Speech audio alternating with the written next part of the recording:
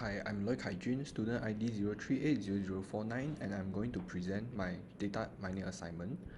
Firstly, it will be an introduction of the dataset and the aim of this project.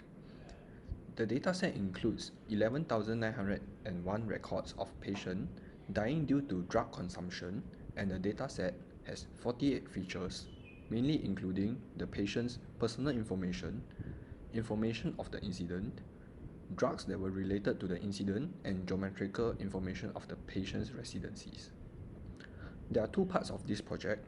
One is to discover correlations and co-occurrences between drugs that were involved in the incident by using a priori algorithm and FP growth algorithm. The efficiency of the two algorithms will be compared in order to find out which algorithm suits the dataset better. Besides that, these projects also aim to predict whether a patient is a drug abuser or a regular drug taker based on a predictive model created using classification techniques. Different classification techniques might produce different results. In this project, Bernoulli naive Bayes algorithm, decision tree, k-nearest neighbor algorithm, logistic regression, and Gaussian naive Bayes algorithm will be used to create a predictive model, and their results will be evaluated to see which algorithm produces the best model. Now I will be presenting my coding. Firstly, data processing is done to ensure that the data are suitable and ready for data mining. I started off by removing white spaces and renaming the data features and values because it is very important to standardize the naming for easier coding and access to data in the later steps. After that, I categorized the features into a few categories, such as the drugs columns, which include the drugs that were involved in the incident, location columns, that includes the geographical information of the patients, number columns, which includes numerical features, categorical columns that includes numerical features, and optional columns that are optional and hence having empty data. After categorizing the column, fill in missing values in the columns. For drugs columns, I change the values from Y to 0 and 1 to indicate whether a type of drugs is involved. For location column, they are filled with the mode of the column. Numerical column are filled with the mean of the column. Categorical column are filled with the mode of the column. And for optional column, they are filled with NA since they are not applicable if they were left blank in the first place. By printing out unique values, I discovered data of the wrong format and had to be changed. Besides typographical error, I also check for duplicated values and remove if there is any. Moving on to data transformation, there are certain columns that have to be transformed to be useful for the project. For example, in the drug columns, there are many weird values inserted such as YPOPs, YPTCH, etc., and I standardize them to be 1 and 0s. Data in the description of injury column will also has to be transformed because data in this column have used many different vocabularies such as misuse, overuse, abuse, and non-prescription, and I standardize them to drug abuse and regular usage so that I can later use this data for classification.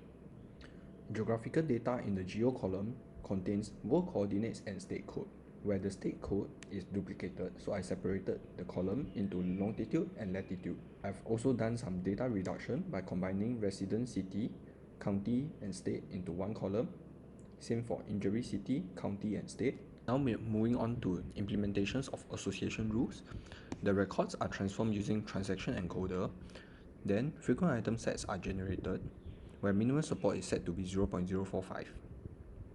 After generating frequent item sets, association rules are generated based on confidence, and the minimum threshold is set to be 0.6 so that rules with low confidence will not be generated and all results are printed out. Strong results are filtered out and printed out when the rules have leaf higher equals to 0 to 4 and confidence higher or equal to 0.8.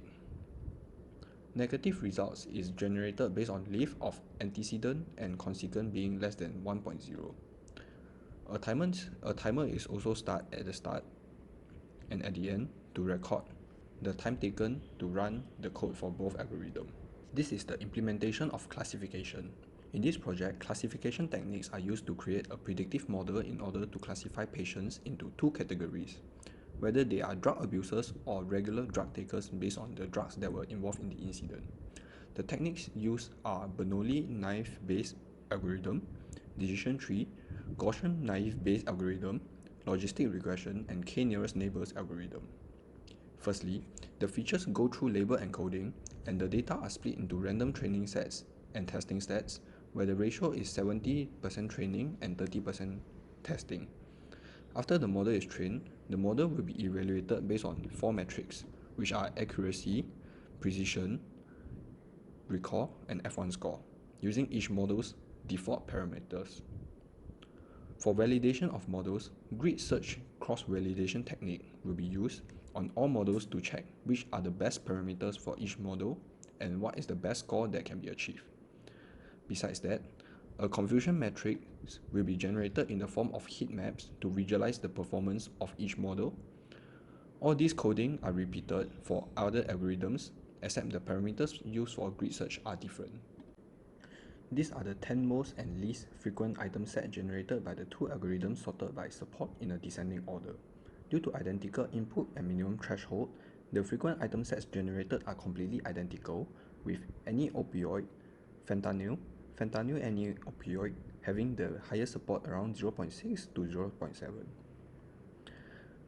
There are association rules formed using the algorithm in descending order of support and leaf. The rules generated are also identical due to identical input.